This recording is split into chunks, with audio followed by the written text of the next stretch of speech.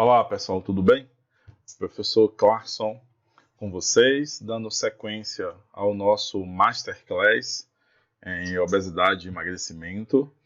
E nesse módulo nós vamos falar sobre alguns procedimentos e protocolos que podem ser utilizados para avaliação da aptidão cardiorrespiratória de pessoas que têm diagnóstico de obesidade.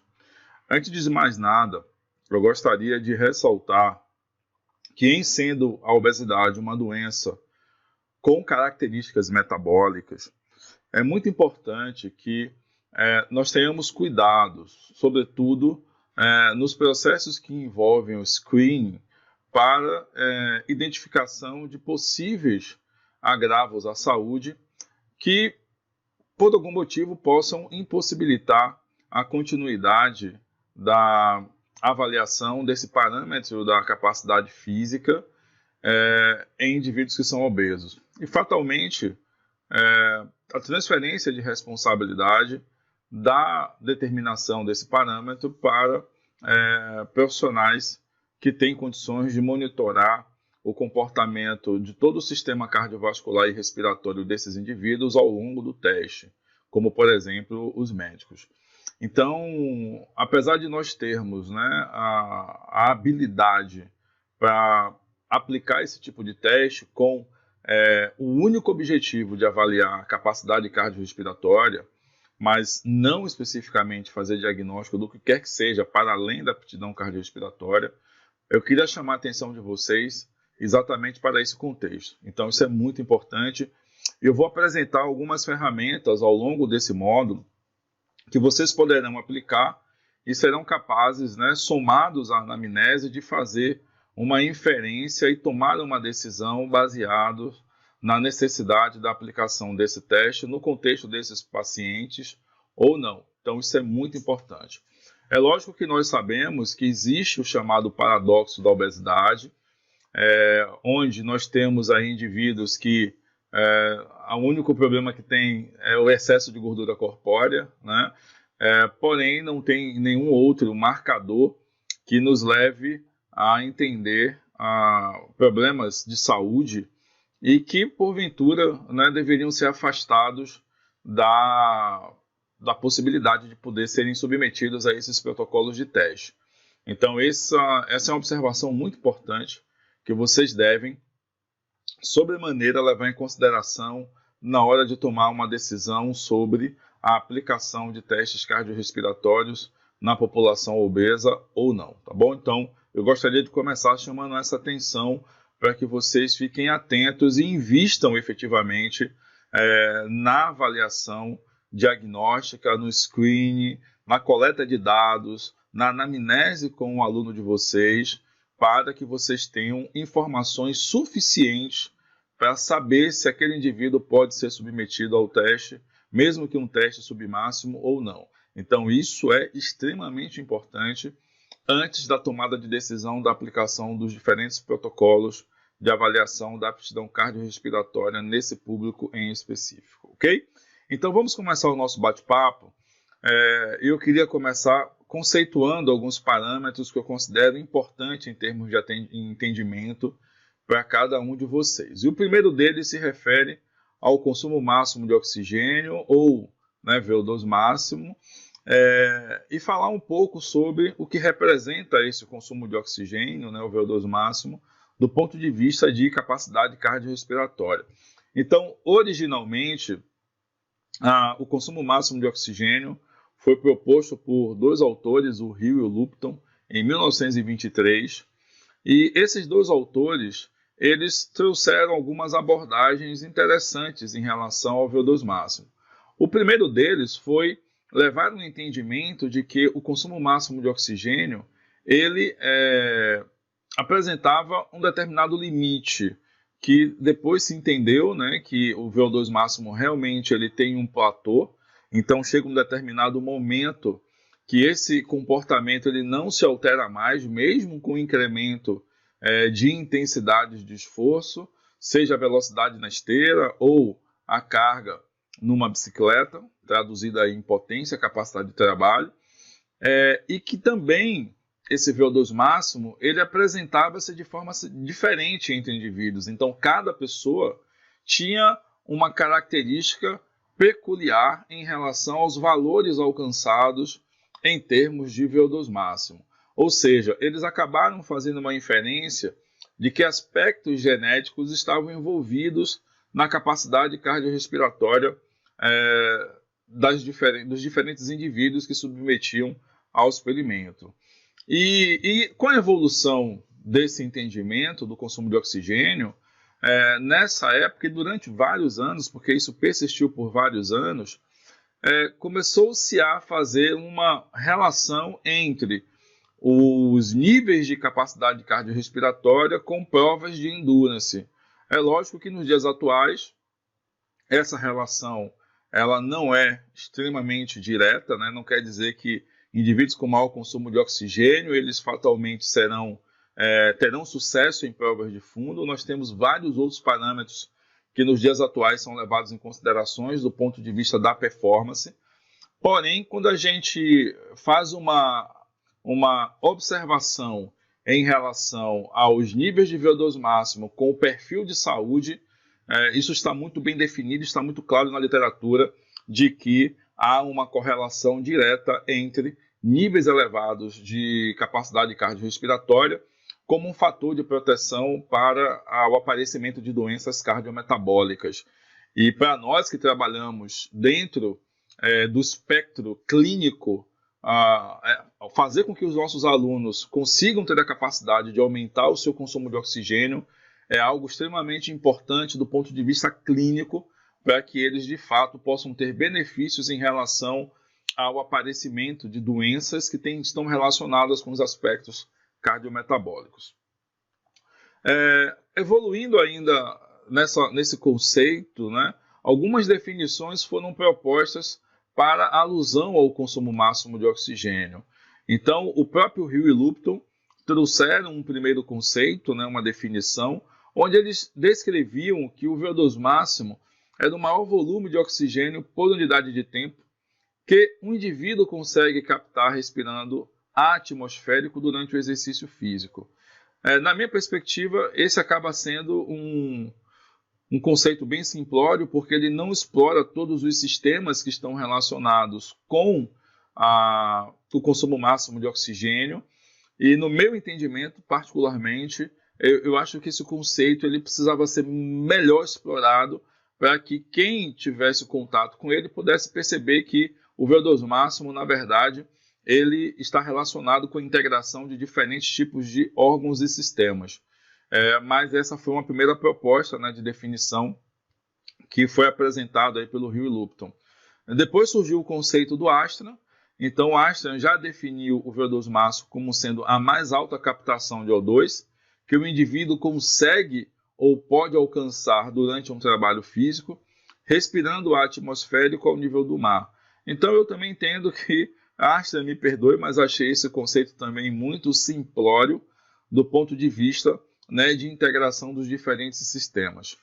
E, para mim, talvez o conceito mais abrangente do VO2 máximo seja o conceito proposto pelo Tolden em 1991, quando ele define que o VO2 máximo equivale à quantidade máxima de O2 que um organismo estimulado pode captar do ar atmosférico, transportar aos tecidos através do sistema cardiovascular e utilizar pela célula por unidade de tempo.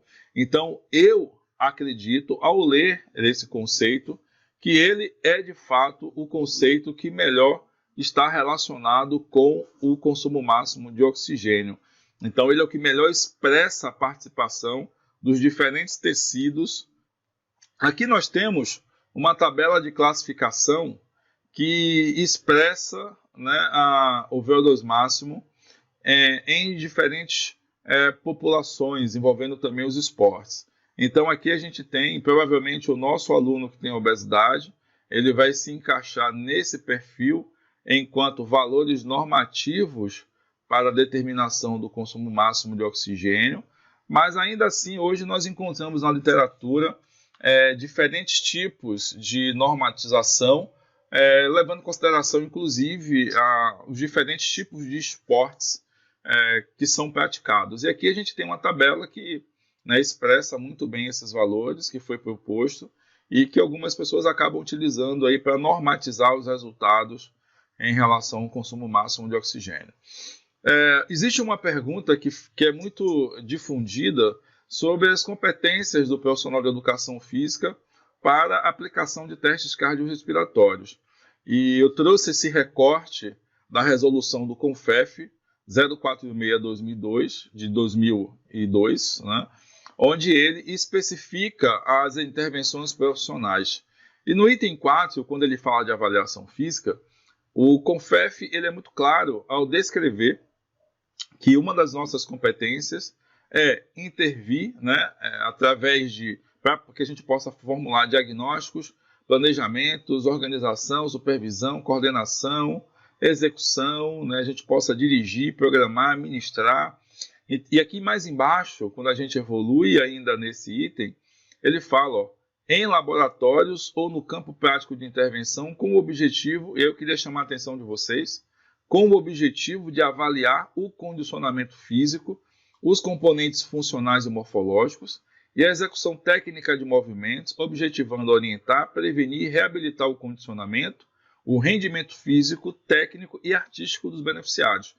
E aí eu trago a reflexão de que, se nós não avaliarmos a capacidade cardiorrespiratória dos nossos alunos que têm obesidade, fatalmente teremos dificuldades na quantificação da carga do exercício, mas, sobretudo, será difícil fazer uma projeção da evolução do perfil de saúde desse indivíduo e do seu condicionamento físico em função da restrição de informações pela inocuidade, né, relacionada com a aplicação de testes que possam avaliar parâmetros aí importantes para a determinação não só da saúde, como também da condição física desse indivíduo. Então, por isso é muito importante avaliar.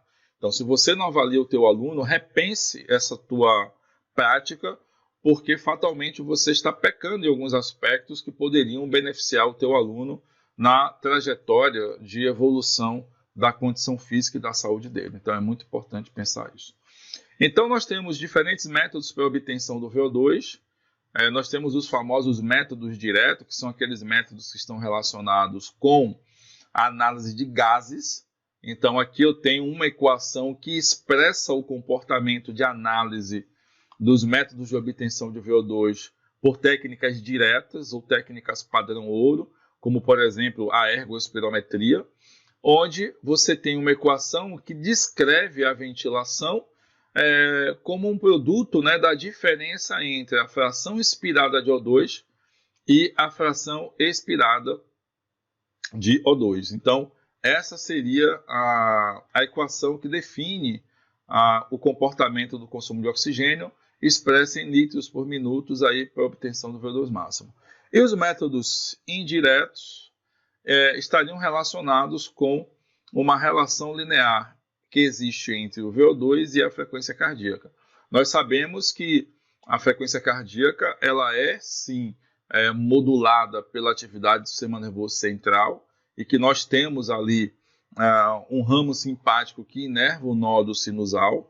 Contudo, existe, na verdade, uma relação de demanda entre o aumento da atividade cardíaca e a oferta de oxigênio na circulação sistêmica para atender uma necessidade de diferentes tecidos. E essa correlação ela é positiva porque à medida que o consumo de oxigênio aumenta, existe também uma necessidade de um ajuste da atividade cardíaca para atender essa necessidade de transporte e de oferta para os tecidos periféricos, principalmente. E essa imagem reflete exatamente o que eu acabei de falar para vocês. Então, aqui no eixo Y eu tenho um consumo de oxigênio e no eixo X eu tenho o comportamento da frequência cardíaca. E aqui a gente pode observar que existe uma correlação positiva, ou seja, à medida que o consumo de oxigênio aumenta, existe também um aumento no comportamento da frequência cardíaca, lembrando sempre que essa frequência cardíaca ela alcança níveis máximos e que esses níveis máximos eles são sustentados, né? Assim como também ocorre com o consumo máximo de oxigênio.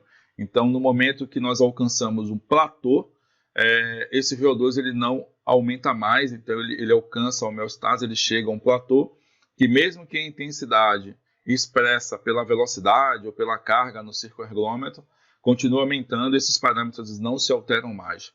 Então, esse é um reflexo dos métodos indiretos. Eles usam a relação linear entre a frequência cardíaca e o consumo de oxigênio para propor uma equação preditiva que consiga determinar o VO2 pico.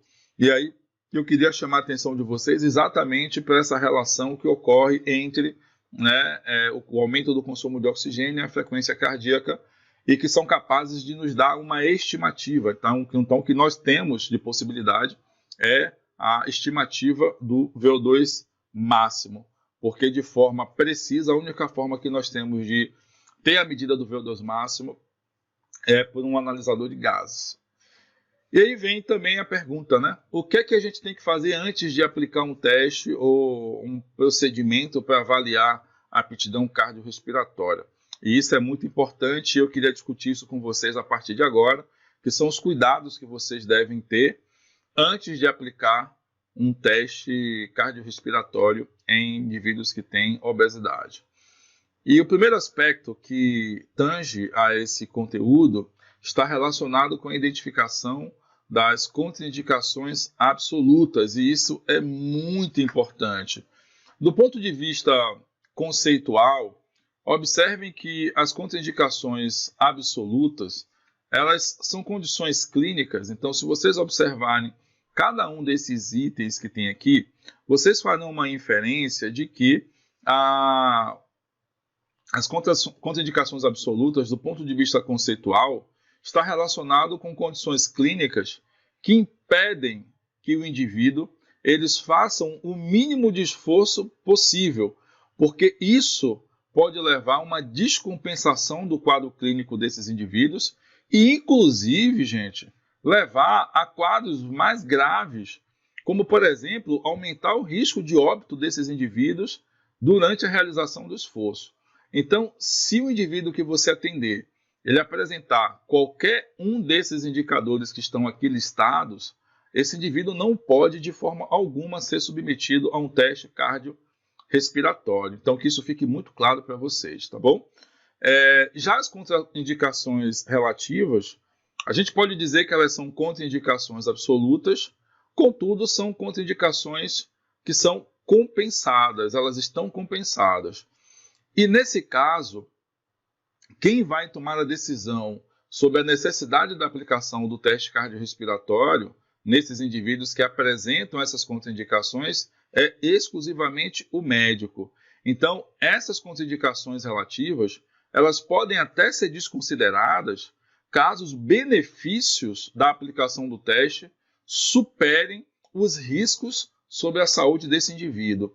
Então, esse é um outro parâmetro também muito importante, tá? Onde, quando você encontrar qualquer um desses critérios aqui listados na anamnese ou na investigação prognóstica do teu aluno, você deve conversar com o médico e, de preferência, esse teste deve ser acompanhado, supervisionado por um médico, porque se houver alguma intercorrência, ele tem ali equipamentos que possam dar esse primeiro suporte para esse paciente, para esse aluno ou para esse cliente, como você deseja chamar, tá? E agora eu tenho aqui à disposição os critérios para a interrupção do teste. Então, se por acaso a pessoa que você for atender for um indivíduo que não se encaixa nem nos critérios absolutos e nem nos critérios relativos, é uma pessoa aparentemente saudável, então automaticamente você pode aplicar os testes, desde que você esteja atento aos critérios para a interrupção desse teste, tá? Então isso é muito importante. Então você vai observar se esses critérios se manifestam durante a aplicação do teste e caso eles se manifestem, você vai imediatamente interromper o teste, tá? Então não tem aquela coisa assim, ó, o indivíduo pede para parar. Ah, vamos mais um pouquinho. Não vá mais um pouquinho. Então se ele pediu para interromper, você automaticamente interrompe o teste, tá? E ali você faz as suas inferências do ponto de vista de interpretação daqueles resultados e pode até fazer uma observação a partir do feedback desse indivíduo do porquê da interrupção do teste, caso ele não tenha alcançado os parâmetros que foram determinados ali para a obtenção do resultado do teste cardiorrespiratório. Então, isso é extremamente importante, tá? Uma outra perspectiva é o enquadramento desses indivíduos nas recomendações do American College para o exame médico, tá, do teste de esforço. E aqui a gente vai se concentrar nesse segundo item aqui, ó, que é a supervisão médica recomendada, tá, durante testes de esforços. E aqui porque eu quero chamar a atenção especificamente desse item. Porque caso o teu aluno se enquadre dentro daquilo que nós vamos observar agora, vai ser importante que esse teste seja realizado sob a supervisão de um médico, tá bom? Então isso é muito importante. Então nós temos duas classes de aplicação de testes. Nós temos os testes submáximos e os testes máximos. Então vamos imaginar que você tem um indivíduo que seja mais jovem. Indivíduos mais jovens, segundo está aqui marcado, ó, implicam em homens com menos de 40 anos e mulheres menores ou igual a 50 anos. Então, é isso que o American College considera como sendo um indivíduo mais jovem. Então, se esse indivíduo ele é mais jovem e aparentemente saudável, significa dizer que não há necessidade da supervisão médica durante os testes de esforço, nem para testes submáximos e nem para os testes máximos. Então, você, enquanto profissional de educação física ou afins, você pode aplicar tranquilamente esse teste. Mas se esse indivíduo for mais idoso, então não há necessidade da supervisão médica para os protocolos submáximos, porém, se os protocolos forem máximos, já há necessidade da supervisão médica, tá? Então, o médico tem que estar presente, acompanhando o desenrolar aí desse protocolo de teste de esforço. Porém, se o risco for aumentado, então se esse indivíduo tem doenças diagnosticadas ou sinais e sintomas, de algumas doenças, observe que esses parâmetros já mudam. Então, se for um indivíduo sem sintomas, mas com risco aumentado, você pode aplicar um teste submáximo sem a presença do médico, porém, se for um teste máximo, o médico tem que estar presente, tá? Agora, se ele tem sintomas já aparentes, obrigatoriamente o médico terá que estar presente, e isso vale também para doenças já conhecidas ou diagnosticadas. Então, se ele tem sintomas e doenças diagnosticadas, o teste só pode ser feito com a presença do médico, independente de ser um teste submáximo ou ser um teste máximo. Então, esse quadro, ele reflete muito bem as nossas possibilidades para a aplicação de protocolos cardiorrespiratórios em indivíduos, tá? Sobretudo indivíduos aí que têm obesidade. Joia? E um outro parâmetro que eu sempre indico também é a aplicação do índice cardíaco. Então eu gosto muito dessa estratificação de risco proposto pela Michigan Heart Association, onde nós temos vários fatores de risco aqui que podem ser mensurados: idade, hereditariedade, peso, tabagismo, atividade física, nível de colesterol, pressão arterial sistólica e o gênero. Então, ele dispõe aí da análise de vários fatores de risco e ele estratifica esses fatores de risco em vários níveis. E aí, o que cabe a quem vai aplicar esse instrumento para fazer estratificação de risco coronariano é questionar. Ele é feito na forma de entrevista, e aí o que você faz é perguntar ao seu avaliado onde é que ele se encaixa em cada um dos estratos que estão aqui disponíveis. Então, você vai perguntar a idade, você vai perguntar se na família dele existe algum caso de cardiopatia com pessoas com mais ou menos de 60 anos, e você vai marcando, e observe que para cada item que você registra tem uma pontuação. Então você vai marcar e vai ver qual é a pontuação atribuída a esse extrato que foi identificado. E você vai fazer isso para todos os fatores de risco. Após fazer essa investigação, você irá somar cada um desses pontos e você vai ter um resultado. E esse resultado você vai identificar onde ele se encaixa aqui nessa tabela aqui de classificação. E olha que bacana, né? Então, imagine que se você tem lá uma pontuação, né, que referiu 20 pontos, então esse indivíduo está com risco na média geral. E aí, com base nisso, você vai tomar a decisão se esse teste ele vai ser aplicado ou não, levando em consideração a estratificação de risco coronariano, tá? Aqui a gente tem algumas explicações relacionadas a alguns fatores de risco. Então, a hereditariedade, considere avós, pais, irmãos que tiveram eventos cardiovasculares. Tabagismo, caso inale ou fume um cigarro até o fim, some um ponto ao seu score. Então, é muito importante a gente estar atento a essas observações para que na hora da entrevista a gente consiga aí otimizar a aplicação desse questionário de estratificação de risco proposto pela Michigan Heart Association, tá bom? Então, bem bacana. Então, galera, esse é o nosso bate-papo relacionado a esse primeiro momento da aplicação de protocolos e procedimentos relacionados com a aplicação de testes cardiorrespiratórios. Eu espero que vocês tenham gostado. Desejo bons estudos e a gente se vê em breve aí para falar sobre protocolos relacionados a testes cardiorrespiratórios, especificamente em pessoas obesas. Então, um grande beijo para vocês, um abraço e até a próxima.